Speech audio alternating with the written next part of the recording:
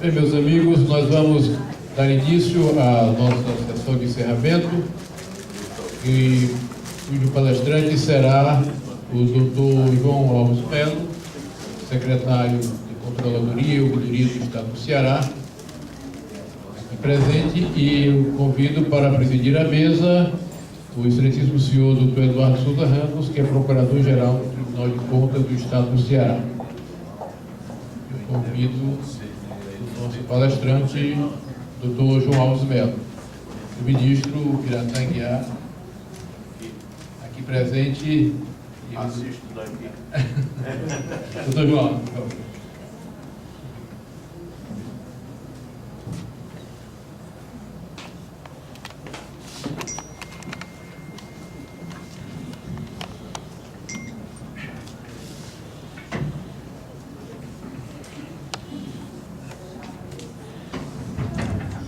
Muito boa tarde a todos. Esta mesa estava prevista a ser presidida pelo conselheiro presidente do Tribunal de Contas do Estado do Ceará, o conselheiro Valdomiro Távora, mas um compromisso de última hora o impediu de comparecer. Ele impediu que viesse aqui presidir esta mesa e com a palestra hoje do senhor Dr. João Alves Melo, que é secretário de Estado, chefe da Controladoria e Ouvidoria Geral do Estado do Ceará. Ele já foi presidente do Banco do Nordeste do Brasil, foi secretário municipal de Fortaleza em 5 gestões, foi secretário da Administração, secretário do Trabalho e Ação Social, secretário do Desenvolvimento Econômico, secretário do Planejamento e Orçamento e secretário Executivo Regional 4. É professor universitário da Universidade Estadual do Ceará, tem formação em Administração e Economia e é doutor em Gestão e Organização de Empresa pela Universidade de Coimbra, em Portugal. A palestra que vai nos ministrar é de grande valia tanto para o controle externo como para todos aqueles que se dedicam o seu dia a dia à administração pública. Então convidamos o professor, doutor secretário, doutor João Alves, para se dirigir, caso queira, até a tribuna ou direto aqui da mesa para proferir a palestra. Obrigado.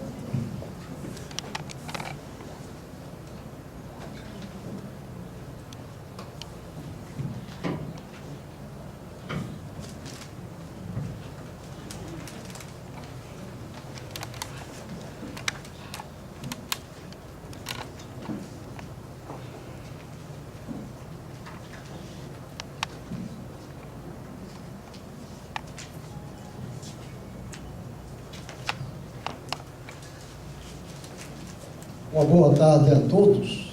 Boa tarde. Eu quero registrar, no início dessa nossa fala, o meu contentamento de estar aqui com vocês, pela generosidade do ministro Piratã Aguiar e do Salim Henrique. Eu tenho, efetivamente, comparecido aos eventos de formação que são coordenados pelos dois. Quero dizer para vocês que nós hoje vamos conversar sobre um dos temas que nos dias de hoje eu diria que ele assumiu um grau de importância tão grande na vida do gestor público, a gestão pública de um modo geral, que vale a pena a gente fazer um pouco de reflexão sobre o que efetivamente significa esse tema. Governança é uma palavra que para muitos parece muito nova, mas que de fato ela já se incorporou ao nosso vocabulário já de muito tempo. Olha cá. E ganhou força lá pelos idos de 1995, quando se procurou implantar no Brasil, e efetivamente foi implantado com sucesso mediano, o modelo gerencial. Vocês lembram bem que nós tínhamos, ao longo da história brasileira, começando lá pelo tempo do Brasil Colônia, passando pelo Brasil Império, a Primeira República e até um período muito recente, praticamente governado aqui, apoiado em dois modelos. O modelo patrimonialista, que nós herdamos de Portugal, e que com ele nós trabalhamos praticamente todo o período da nossa história, até chegar em 1930, quando o Brasil resolveu adotar, como já adotaram muitos outros países, o modelo burocrático weberiano. Saímos do patrimonialismo e fomos para o modelo burocrático. Mas não fomos ao todo. Não fomos ao todo. E lá na década de 90, depois que nós já estávamos começando a nos adaptar aos novos tempos, tempos democráticos, com a nova Constituição, chegou o modelo gerencial, um modelo que já vinha ganhando força na Inglaterra, ganhando força nos Estados Unidos, e chegou aqui através daquela reforma empreendida por Bresser Pereira. Bresser Pereira foi exatamente o condutor de todo esse processo. Aí entramos no terceiro modelo. Esse modelo, ele também não chegou a se incorporar na vida do brasileiro de uma forma completa.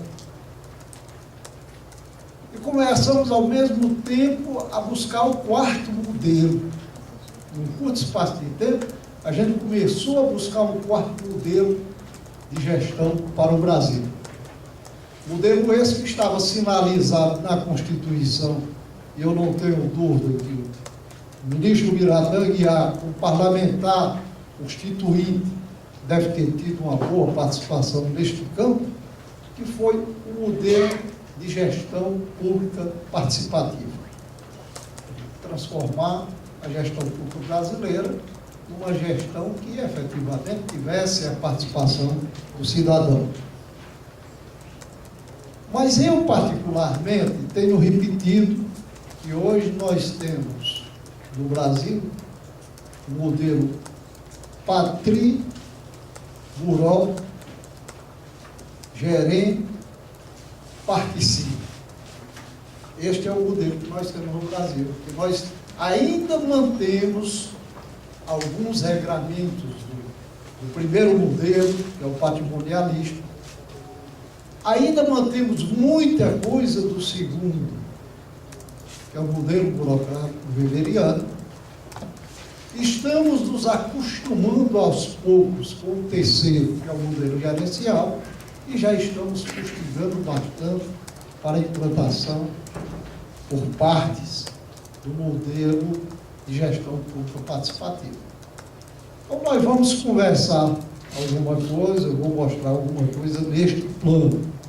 A realidade, a palestra que eu daria para vocês era aquela que estava prevista para as 2 horas, e o tema era outro, né? Essa daqui, ela seria ministrada pelo presidente Braspetro, que é o doutor Sérgio Machado. Doutor Sérgio Machado. Como ele não pôde vir, eu estou aqui procurando, pelo menos, atender em parte aquilo que, na efetividade, ele faria com muito brilhantismo, que era uma palestra sobre esse tema que nós vamos conversar aqui. Eu pediria a vocês que me permitissem circular. Eu tenho uma mania de professor e não sei ficar muito parado no mesmo local quando falo sobre algum tema. Então eu vou circular um pouco, tá bom?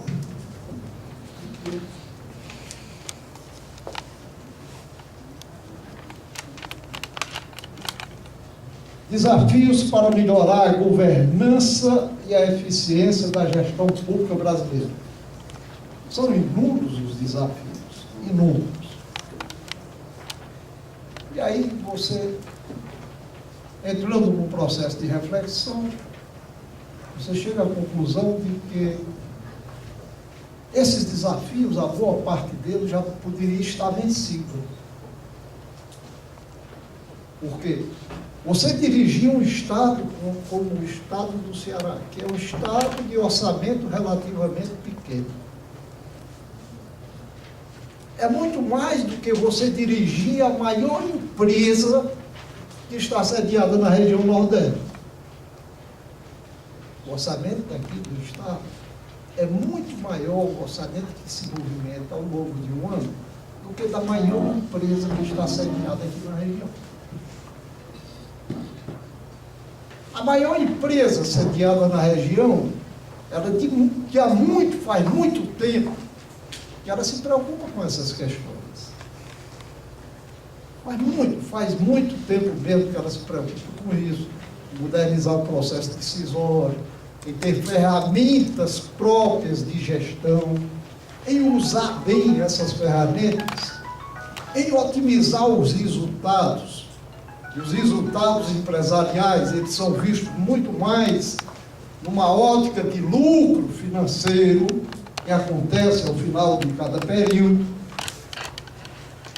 E o Estado, que tem a obrigação de gerenciar e bem este valor significativo de receitas que efetivamente o Estado gera, e de outras transferências que vêm do governo, e mais operações importantes de empréstimos que são tomados lá fora para aplicação aqui dentro, ele não consegue ser tão eficiente, eficaz e efetivo quanto a empresa privada. Por quê?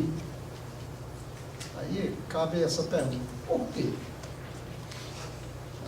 O bolo de recursos é muito maior. Muito maior.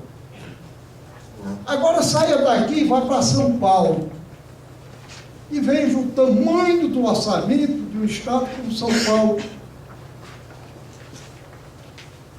que é o maior orçamento isolado de estados brasileiros, né?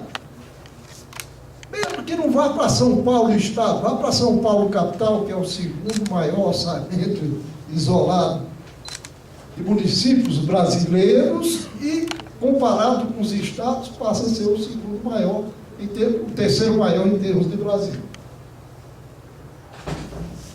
Será que a gestão lá está tão eficiente quanto a gestão das grandes empresas de São Paulo?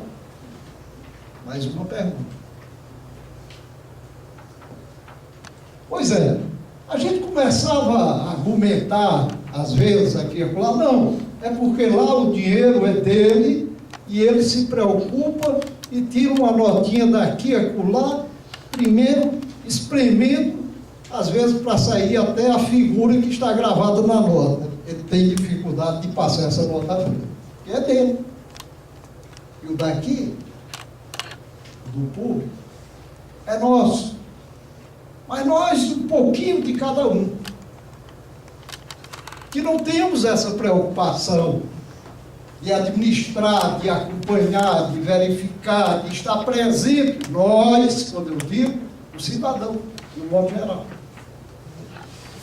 Então, a preocupação maior do gestor, ela se insere dentro de um contexto diferente, contexto bem diferente daquele que efetivamente preside esta relação do setor privado. Mas muito diferente. Bom, mas naturalmente, para a gente avançar nesse tema, é muito importante que a gente vá buscar, para nivelar todo mundo, alguns conceitos que darão esse nivelamento. Eu vou trabalhar com essa visão, uma contextualização do tema, a visão geral sobre governança corporativa e governança do setor público, os princípios legais da administração, o referencial básico de governança proposto pelo Tribunal de Contas da União, acredito que foi no seu tempo, saiu esse referencial básico, é da sua época, como presidente do TCU, a governança do governo do Estado do Ceará e umas referências bibliográficas para quem efetivamente desejar se aprofundar um pouco nessa questão.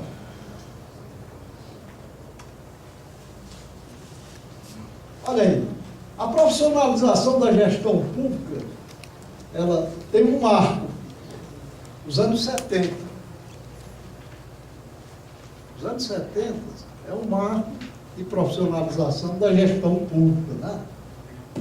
Isso por conta das crises vivenciadas pelos estados, de um modo geral, e aqui, quando eu cito Estado, eu estou me referindo à nação, né?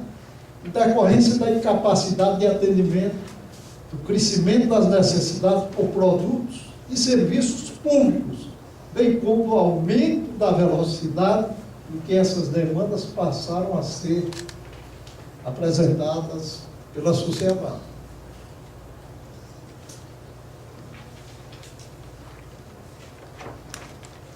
Poucos aqui, mas eu diria que eu e o Biratã, que já contamos com um pouquinho mais de anos de idade, nós dois aqui podemos dar um testemunho muito prático dessas questões. Eu vou buscar um referencial aqui, só para vocês sentirem um pouco o que é isso. Na década de 50, final da década de 50, para você sair de qualquer cidade do interior do estado do Ceará, para ir para qualquer parte do Brasil, você só tinha, se viesse para a capital, você teria duas alternativas. Era rodovia e linha férrea. Se fosse para sair do país, você tinha a alternativa de rodovia, aviação precária, muito limitada, e praticamente não atendia nada do interior. Então, a coisa estava neste plano, no plano da mobilidade. Se você queria se comunicar com pessoas da família, amigos e tudo mais, você só tinha a alternativa dos correios e telégrafos. Mas de que forma? Ou para você mandar um telegrama, ou para você mandar uma carta.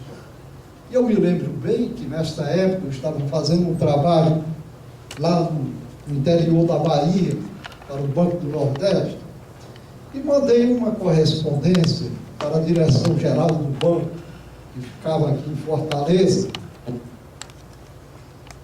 tratando de um assunto relacionado com negócios do banco naquela praça, na cidade de Andaraí.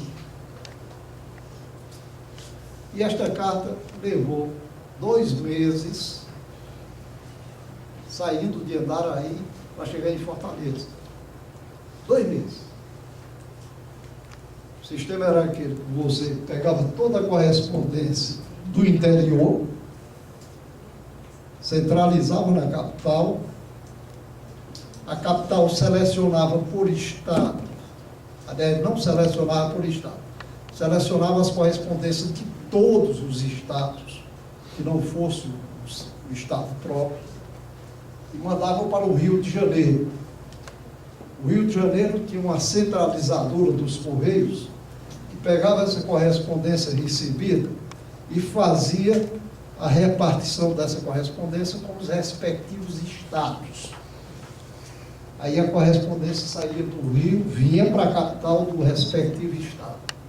Se você estivesse mandando para a capital, até que a coisa ainda tinha uma velocidade maior, e gastava isso, gastava 2 meses. Se você estava no interior, e nós tínhamos no interior alguns casos típicos daquele que você levava o correio na Costa de Burro, por de carro. Você pegava na cidade mais próxima que tinha comunicação, mais efetiva, botava uma loja nas costas de um animal, burro de carne, e levava para outra cidade. E era desse jeito. Serviço público. Serviço público assim. Olha, uma precariedade dessa, por mais sonhador que você fosse como gestor, os seus sonhos seriam embarreirados. Sem dúvida. Porque você não tinha as facilidades que os dias de hoje já oferecem. E quando eu falo dias de hoje, é porque faz pouco tempo que isso começou a ser oferecido. Basta que vocês se lembrem que informática aqui na nossa capital, nós fomos ter o primeiro arremedo de computador em 1965, que foi um computador 1401 da IBM, com 32K de memória, que fazia miséria. Esse computador, nossa senhora, comparado com as máquinas que existiam naquela época, fazia milagre. Pois é isso aí. Hoje nós temos tudo isso e podemos efetivamente trabalhar esse tema governança na gestão pública com relativa facilidade. Em termos globais, essas circunstâncias criaram um contexto para a implantação de novos modelos para a gestão pública, de forma a apresentar respostas concretas às questões estabelecidas por essa nova realidade social e econômica. Aqui no Brasil, por exemplo, a nova gestão pública, ou administração pública gerencial, a que eu já me referi, teve como marco o ano de 1995. Concomitante ao surgimento e à implantação da GPR, Gestão Pública Gerência, novos conceitos e práticas passaram a ser discutidos e considerados pelos pesquisadores e administradores, destacando-se os que se referem à governança na administração pública. E aí, mas como é que o pessoal criou essas coisas? Se de uma hora para outra, não. Criou não. Se espelhou no setor privado, fez a adaptação da modelagem de lá e trouxe essa modelagem para cá. Isso foi o que aconteceu de fato. A governança da administração pública, portanto, se insere em um contexto de mudanças que visa elevar, e é só isso que se quer, nada mais. Eficiência, eficácia, efetividade e profissionalização do setor da administração pública.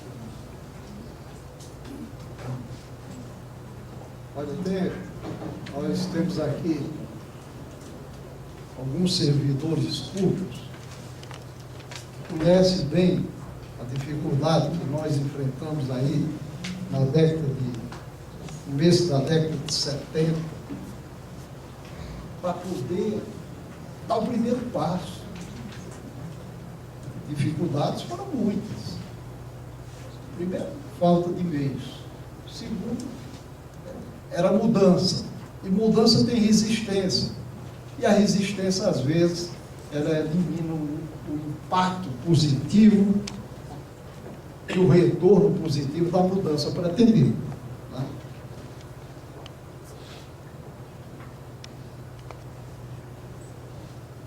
Aqui nós temos alguns conceitos, eu vou deixar aqui para ser distribuído com vocês a bibliografia de todos esses autores, mas eu vou me ater a definição de governança corporativa do Instituto Brasileiro de Governança Corporativa, que é o IBGC.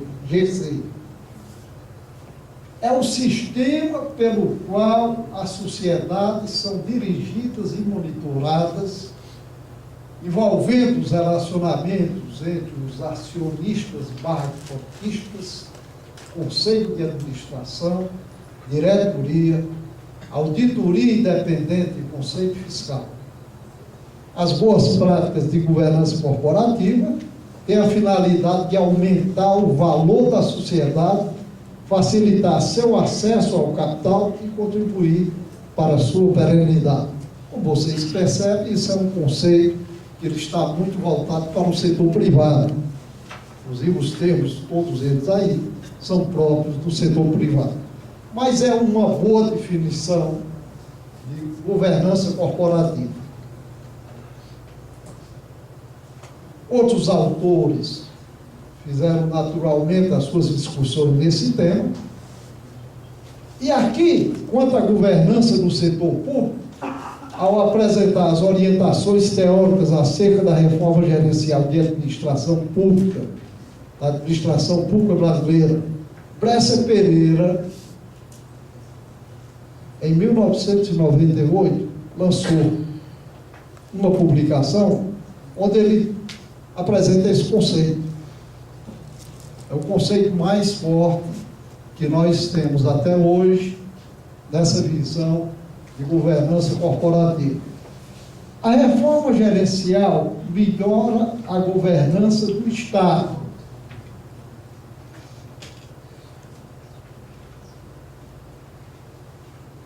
Entendendo-se governança como a capacidade do Estado de transformar em realidade, de forma eficiente e efetiva, as decisões tomadas. Uma governança forte é resultado de um Estado sadio no plano fiscal e financeiro e competente no plano administrativo. E tem um papel na melhoria da governabilidade, na medida em que pressupõe e procura aprofundar os mecanismos democráticos de responsabilização e de transparência. Esta é uma definição de Bresser Pereira, que foi exatamente o ministro de administração, ministro extraordinário, evidentemente, que cuidou da reforma administrativa brasileira. Temos aqui ainda alguns outros autores que procuram efetivamente fazer uma compartimentação desses elementos próprios da governança. Por exemplo, Barreto, em 2003, por sua vez, indica que a governança do setor público é aplicada com efetividade se observar 6 princípios chaves. Primeiro princípio, liderança. Isso é muito importante na gestão. O segundo, compromisso. O terceiro, integridade, associado aos aspectos inerentes a qualidades pessoais de todos os que fazem a organização. O quarto, accountability. O quinto, integração. E o sexto, transparência, alusivos a requisitos vinculados à estratégia, sistemas, políticas e processos.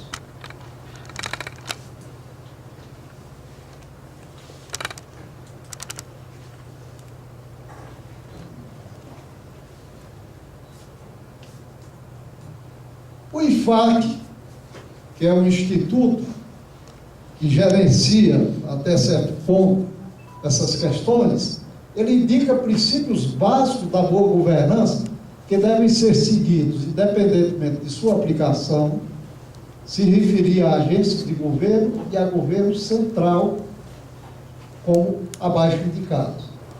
Openness é necessário para garantir que os stakeholders possam ter confiança nos processos de tomada de decisão e ações de entidades do setor público.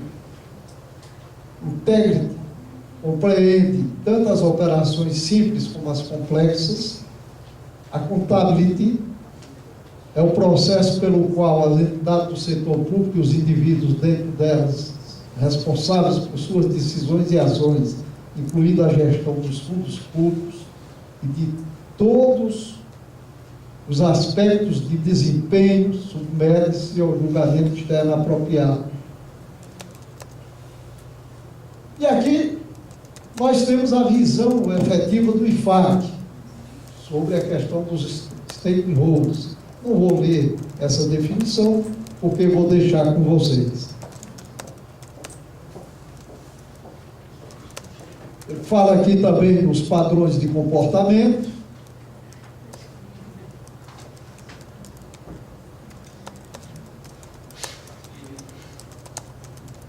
E vamos aqui para uma coisa que é fundamental para que a gente entenda a importância disso.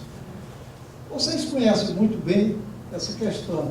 Olha, na administração pública, só é permitido fazer o que estiver previsto na lei.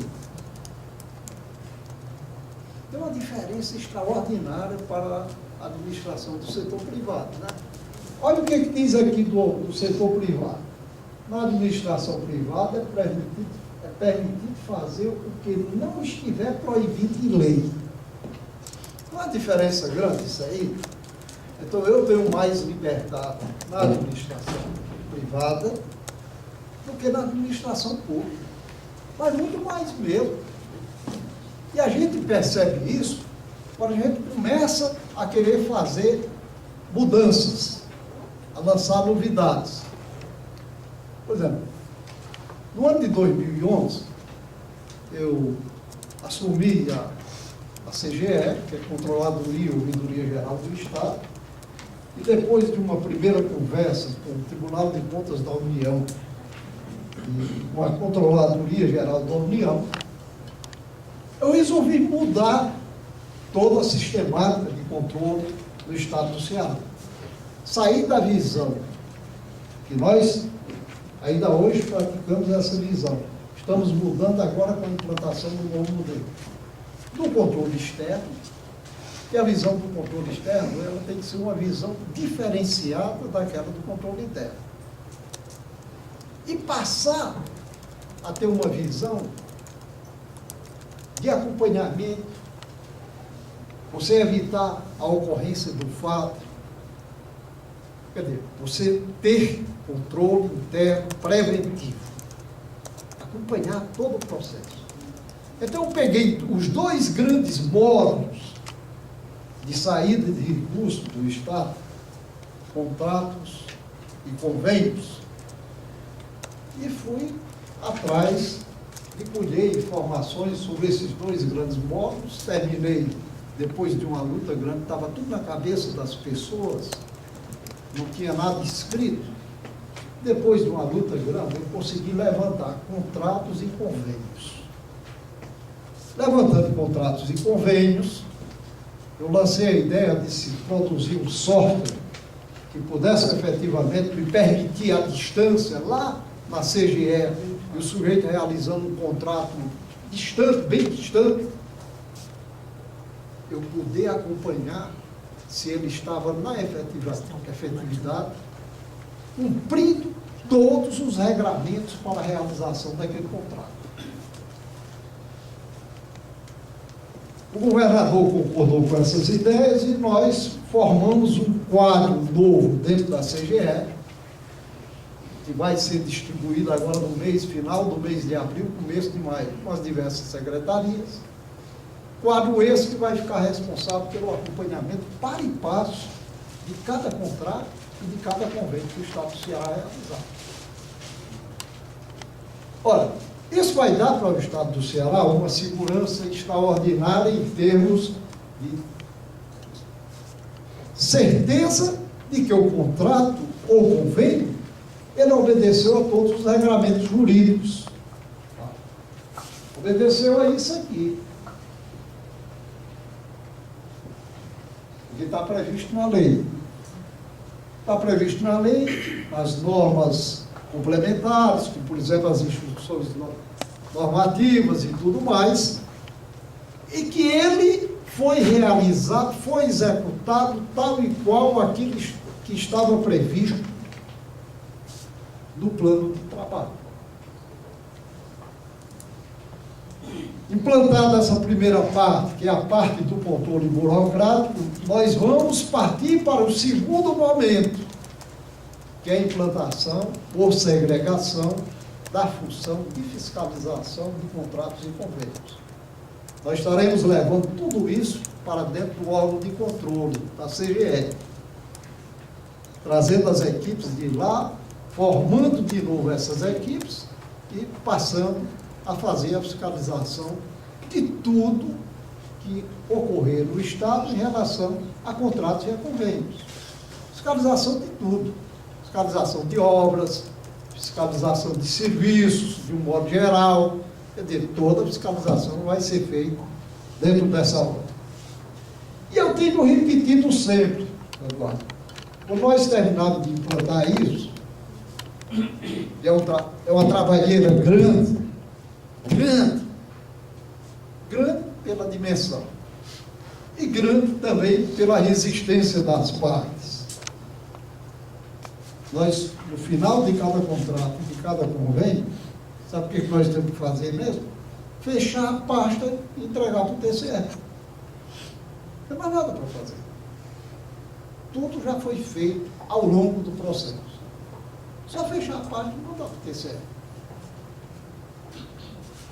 Isso está acontecendo exatamente hoje no estado do Ceará. É um modelo de governança. Esse modelo novo que nós estamos implantando. Mas vamos ver aqui o que é que diz o TCU, na visão dele. O que é mesmo esse negócio de governança? Olha, o TCU, em 2013, instituiu um grupo de trabalho para propor referencial básico de governança aplicável a órgãos e entidades da administração pública. 2013. Esse referencial propõe 4 perspectivas de observações. A primeira, sociedade e Estado. A segunda, entes federativos, esferas de poder e políticas públicas. A terceira, órgãos e entidades. E a quarta, atividades intraorganizacionais. De acordo com esse referencial do TCU, para que as funções de governança, avaliar, direcionar e monitorar sejam executadas satisfatoriamente, devem ser adotados mecanismos relativos à liderança, que nós, na frente, estamos indicando como L, estratégia, que estamos indicando como E, e ao controle, que estamos indicando como C. A cada mecanismo de governança foi associado um conjunto de componentes que contribuam direta ou indiretamente para o alcance dos objetivos. E assim, o TCU definiu. L1, que é a função de liderança, pessoas e competências. L2, princípios e comportamentos. L3, liderança organizacional. Então, na parte de liderança, segundo esta definição do TCU, nós temos essas 3 grandes variáveis que devem ser realmente respeitadas dentro desse referencial básico de governança.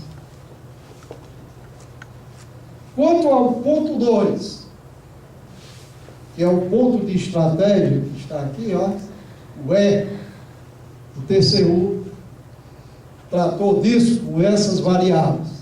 É 1, relacionamento com as partes interessadas. É 2, estratégia organizacional. É 3, alinhamento transorganizacional. É 4, estruturas de governança. E a terceira e última variável, que é a variável do controle, representada por C, ele definiu como sendo gestão de risco e controle interno, auditoria interna, e accountability e transparência. Então, o Tribunal de Contas da União, dentro da sua visão de órgão que cuida da parte mais importante de todos esses processos, que é exatamente a visão do controle externo, né, trata essa questão, está tratando essa questão com essa visão nova que foi implantada em 2013. E o Estado do Ceará, como é que faz isso? Vocês já devem conhecer uma boa parte disso a que eu vou me referir aqui, mas tem uma parte pessoal que não deve ter ainda ouvido falar dessas questões que vão ser abordadas aqui. A Lei Estadual 13.875 de 2007 significa dizer da gestão Cid Gomes. A gestão Cid Gomes começou exatamente aí, 2007. Tá? Que dispõe sobre o modelo de gestão do Poder Executivo, altera a estrutura de administração, promove a extinção e criação de cargos de direção e assessoramento superior e dá outras providências, indica no seu artigo 1º que o modelo de gestão do Poder Executivo obedecerá aos princípios da legalidade, impessoalidade, moralidade, publicidade e eficiência, adotando como premissas básicas a interiorização. Os primeiros aqui vocês conhecem muito bem, estão na Constituição, né? Constituição Federal e na Constituição Estadual.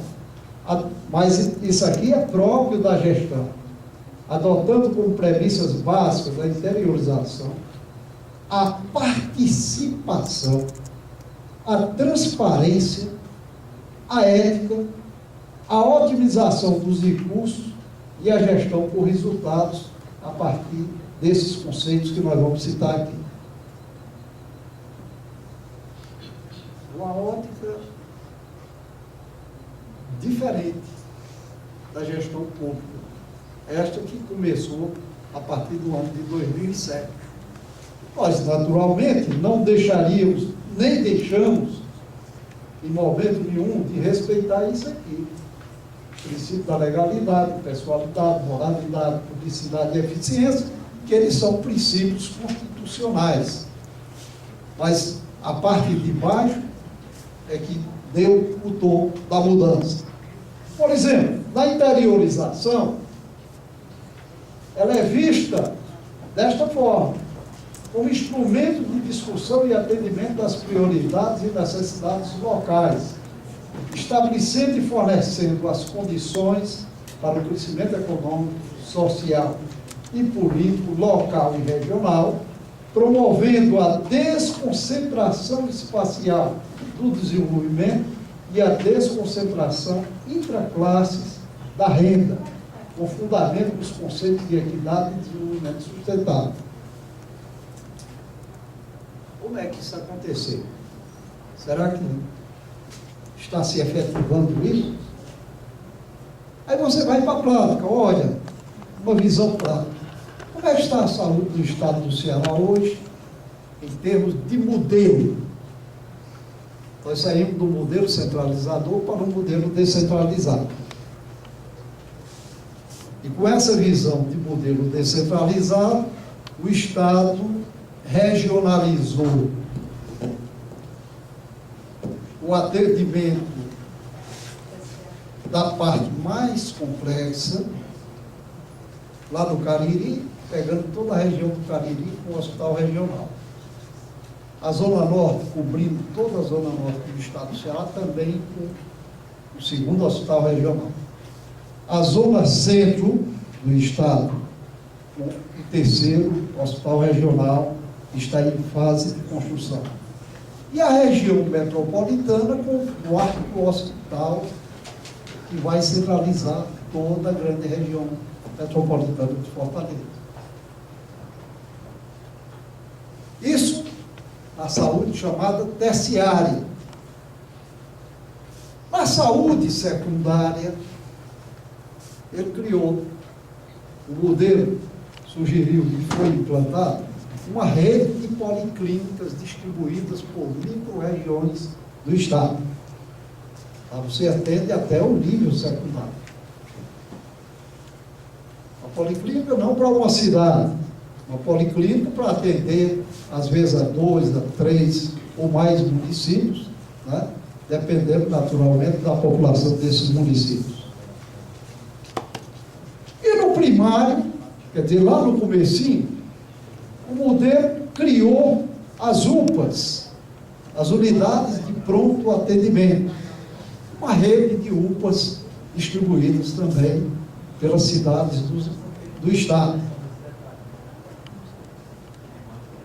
E mais, criou uma outra rede que o Estado do Ceará nunca tinha tido a oportunidade de implantar, voltada para a saúde bucal, que também foi implantado em vários municípios, atendendo a micro-regiões. E assim se deu a interiorização da saúde, no modelo preconizado pelo governo, a parte de interiorização.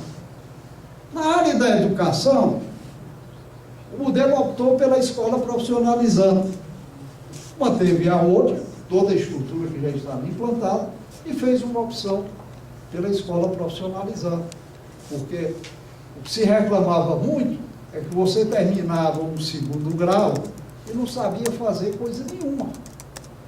Quer dizer, o segundo grau não lhe habilitava para o exercício de uma profissão. Então, ele partiu para a rede de escolas profissionalizantes. E aí, a rede foi maior, porque nós já vamos chegar, possivelmente, a 144 escolas profissionalizantes implantadas no Estado. Isso atendendo a todos os municípios do Estado.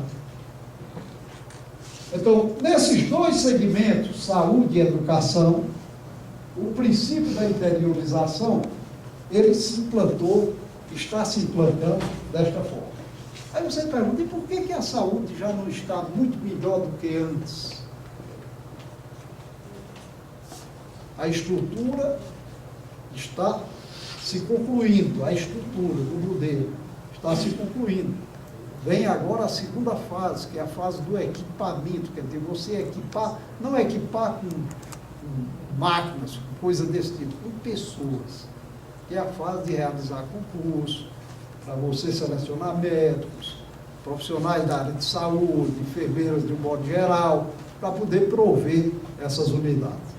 A partir de então, aí nós pudemos ter como marco exatamente o provimento dessas funções e, com certeza, eu não tenho dúvida, vai apresentar o resultado que se espera. O segundo ponto que nós citamos lá é o ponto da participação. O que é que o governo tem feito nesse particular, do Estado do Ceará? Ele tem desenvolvido, ao longo do primeiro governo e do segundo governo, o orçamento plurianual participativo.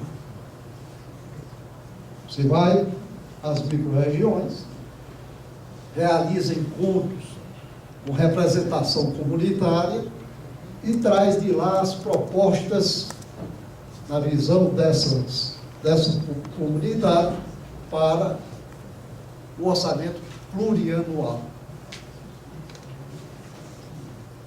Então, o nosso plano plurianual participativo já é uma realidade. Dali, você vai tirando o planejamento anual, né, até que se complete aquele período. No campo da transparência, depois que foi lançada a Lei Federal 12.527, que é a chamada Lei de Acesso à Informação, o Estado do Ceará inovou. O governo federal lançou a 12.527 e nós lançamos a 15.175, uma lei própria do Estado do Ceará, criando uma estrutura de atendimento e acompanhamento dos pedidos de informação feitos pela comunidade. Estrutura essa que, de vez em quando, ela é testada de cabo a rabo.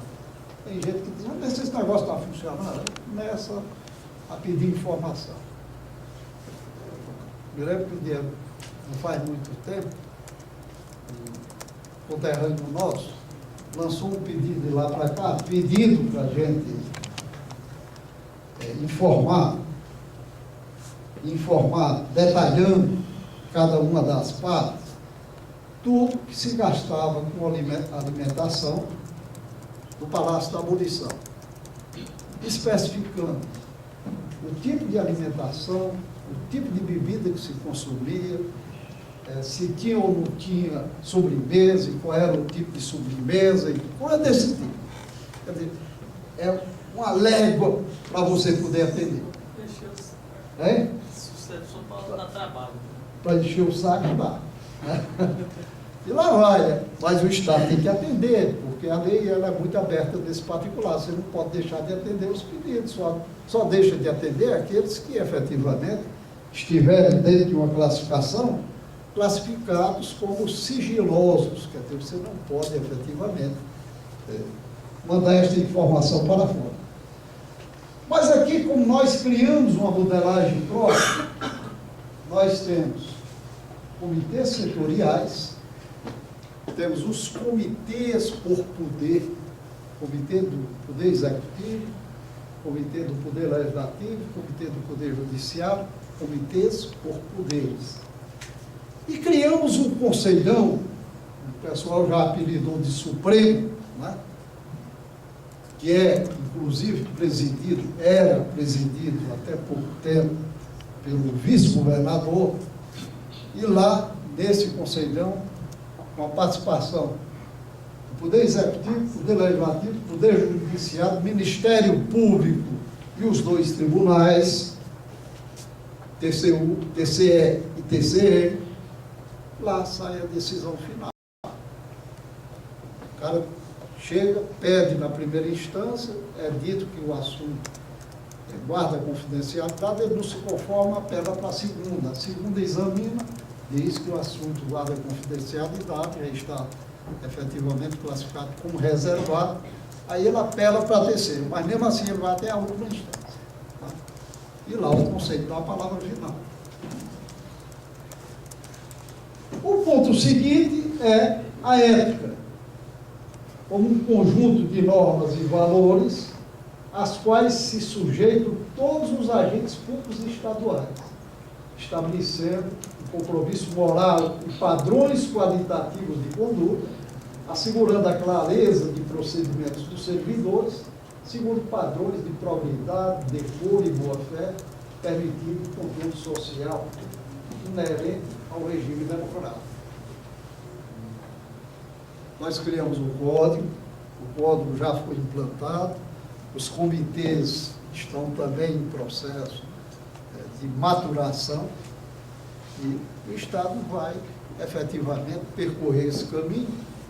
Não acredito que tenha nenhuma dificuldade para isso, vai percorrer com sucesso. A otimização dos recursos. Como melhor utilização destes na prestação de serviço público, com padrão de eficiência e racionalização de custo e tempo. É o outro princípio que nós vimos adiantado. E, por último, a gestão por resultados, com a administração voltada para o cidadão, centrada notadamente nas áreas finalísticas, objetivando padrões óbvios de eficiência, eficácia e efetividade, contínua e sistematicamente avaliada e reordenada às necessidades sociais, fornecendo concretos mecanismos de informação gerencial. Então, esse é o Estado do Ceará. O Estado do Ceará está trabalhando exatamente com essa visão nova de governança. O Estado do Ceará está praticando essa visão nova de governança. E de que forma, em que instrumentos nós fazemos isso? Eu trouxe alguns só para a gente comentar um pouco. Por exemplo, gestão democrática participativa, já me referi a ela. Nós fazemos um orçamento plurianual utilizando essa modelagem. O segundo, plano plurianual participativo regionalizado, também seguindo a mesma modelagem da gestão democrática participativa. Terceiro, comitê de gestão por resultados e gestão fiscal, projeto. E aí é bom que se diga alguma coisa sobre isso para vocês entenderem melhor. Quando nós segmentamos o plano plurianual e de lá extraímos as metas para o plano anual, esses valores já vêm especificados, quer dizer, os valores já existem, mas não significa que você vai pegar o valor de alguma coisa que vai acontecer de janeiro a dezembro, como nós fazíamos isso no passado, e reservar todo esse dinheiro que está previsto neste orçamento de janeiro a dezembro e colocar à disposição do órgão que vai ficar responsável pela sua execução. Quando isso acontecia, o que acontecia de fato é que quando o órgão não conseguia executar a contento aquelas metas que estavam ali estabelecidas, você ficava com o dinheiro preso. O seu orçamento estava preso, por um lado, e você com o dinheiro empatado. Como é que se faz hoje? Primeiro nós passamos por aqui, ó, monitoramento de ações e projetos prioritários do governo do Estado, que é o MAP. Nós vamos para dentro de uma sala, lá no Palácio, e o governador discute projeto por projeto, nem que ele seja deste tamanho, vai chamando cada secretaria e vai discutindo projeto por projeto. E vai chegando a consenso de que, efetivamente, aqueles recursos eles deverão ser alocados dentro do MAP daquela secretaria. Alocados os recursos no MAP, nós também não pegamos esses recursos, um bolo, e passamos para a secretaria, não. E no passado acontecia isso. Aí vai para o projeto, e tem uma reunião semanal, e pega a requisição de recursos de todos os órgãos e analisa. Nós temos um grupo técnico que dá apoio ao projeto, que analisa pedido por pedido de dotação para a realização de metas orçamentárias. O que o GTC, que é o grupo que cuida disso, é o grupo auxiliar do projeto, indica, nós levamos para a discussão. Estão presentes nesse projeto Casa Civil, Fazenda, Controladoria e Ouvidoria Geral, Planejamento e Procuradoria Geral do Estado. Então, nos reunimos uma vez por semana, tem dia que a gente entra às 3 da tarde, sai às 11 da noite, porque a pauta está muito extensa, e cada processo desse passa pela aprovação. Só a partir de então, o órgão está autorizado a fazer a aplicação daquele recurso, daquela dotação. O recurso do Estado está otimizado.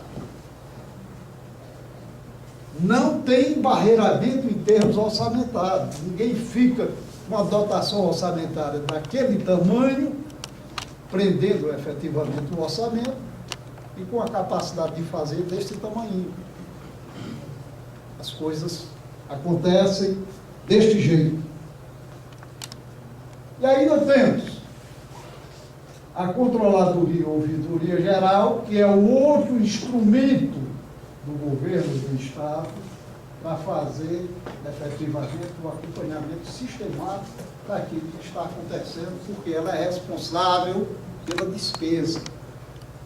Do mesmo jeito que a Fazenda é responsável pela receita, é a obrigação de arrecadar cada vez mais, nós somos obrigados pela lei e pelas competências que foram definidas a acompanhar a despesa centavo por centavo. É por isso que agora, quando nós terminarmos de implantar contratos e convênios, e já começamos a fazer o levantamento, nós vamos entrar no segundo maior item de despesa. Qual é? Pagamento de pessoal. Nós estamos levantando tudo relacionado com pagamento de pessoal, nós já estamos levantando.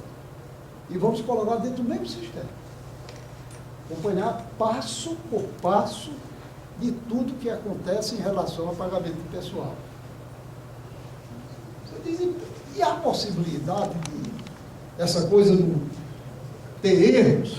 Se há possibilidade, vamos lá. Como, por exemplo, recentemente nós pegamos casos aí gritantes. A mãe morre, o filho tem uma procuração, recebia o dinheiro pela mãe. 12 anos atrás, a mãe morreu e ele continua recebendo o dinheiro. Do mesmo jeitinho que recebia antes. Bom, são casos desse tipo que, efetivamente, eles vão aparecer ao todo e nós vamos fazer a correção. Vamos evitar a ocorrência de casos dessa natureza. Então, desta forma, a governança do Estado, ela procura exatamente atender aqueles princípios a que nós nos referimos e dar a possibilidade do governante poder administrar melhor. Quem é que ganha com isso? Todos nós gestores. Aproveitar que o Eduardo está aqui, e ele é lá do TCE, para dizer o seguinte: todo gestor público hoje, ele está com medo de ser gestor público. Porque ele passa pela gestão pública, 3, 4 anos depois, ele tem que baixar a cabeça aqui para a guilhotina cortar a cabeça. Porque, por uma tecnia, por qualquer coisa desse tipo, ele deixou de cumprir aquilo que o TCE cobra, e cobra corretamente, não é nada fora do normal, cobra corretamente, porque ele cobra aquilo que está na lei, né? Então, o cara lá sacrificado.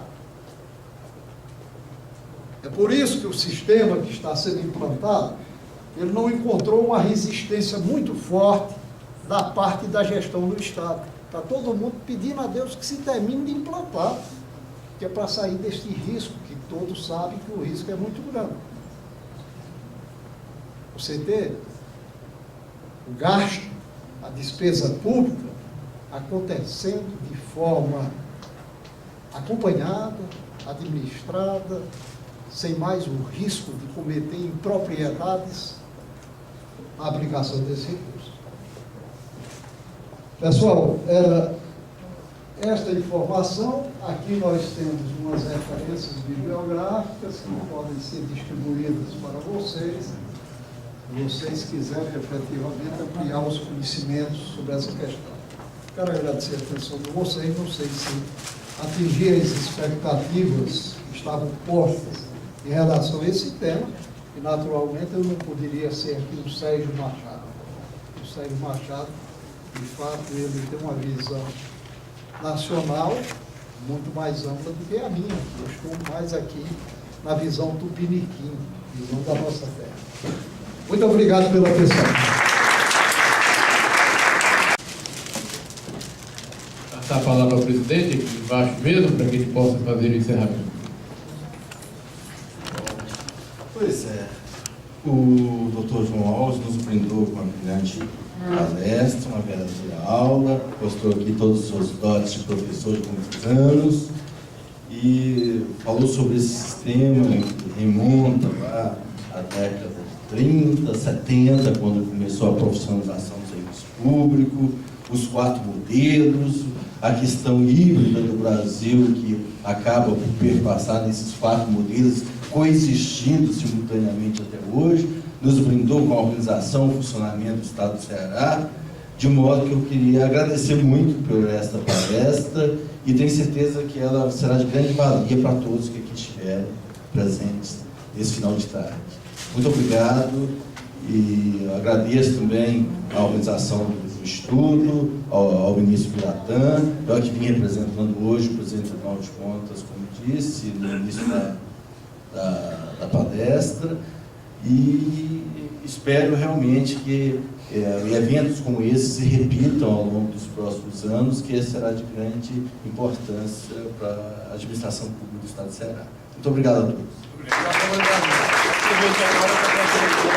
O certificado ao doutor João Alves Média, agradecer a ele a presença e passar também ao doutor Eduardo o seu certificado. Tem aqui uma foto nossa aqui para alegria nossa.